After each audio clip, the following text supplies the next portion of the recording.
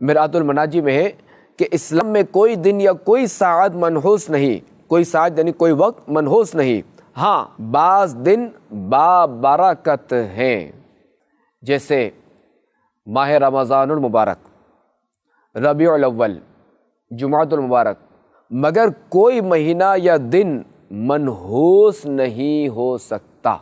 تفسیر روح البیان میں ہے کہ سفر وغیرہ کسی مہینے یا مخصوص وقت کو منحوس سمجھنا درست نہیں، کہ تمام اوقات اللہ تبارک و تعالیٰ کے بنائے ہوئے ہیں اور ان میں انسانوں کے اعمال واقع ہوتے ہیں۔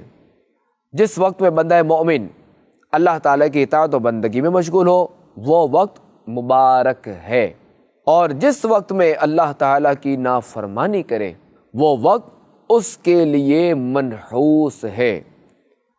اور در حقیقت اصل نحوست جو ہے یہ گناہوں میں ہے، نہ کہ وقت میں۔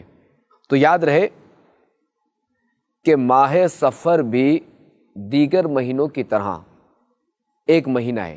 جس طرح دیگر مہینوں میں اللہ تبارک و تعالیٰ کے فضل و کرم کی بارشیں ہوتی ہیں، تو یہی بارشیں فضل و کرم کی اس مہینے میں بھی ہو سکتی ہیں، اور اس مہینے کو تو سفر المظفر کہا جاتا ہے، یعنی کامیابی کا مہینہ۔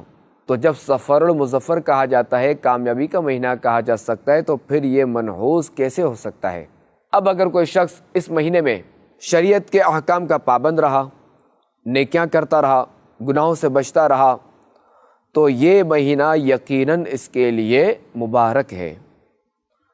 اور اگر کسی بد کردار نے یہ مہینہ بھی گناہوں میں گزارا، جائز ناجائز اور حلال و حرام کا خیال نہ رکھا، تو اس کی بربادی کے لیے گناہوں کی نحوست ہی بہت ہے۔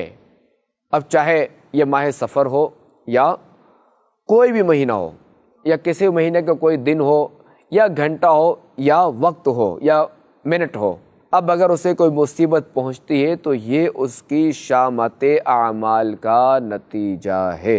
اللہ کریم ہمیں سفر المظفر میں بھی خوب سے خوب اپنی عبادت کرنے کی توفیق عطا فرمائے، آمین بجاہ خاتم النبیین صلی اللہ علیہ وآلہ وسلم۔ صلو علی الحبیب صلی اللہ علی محمد صلی اللہ علیہ وسلم۔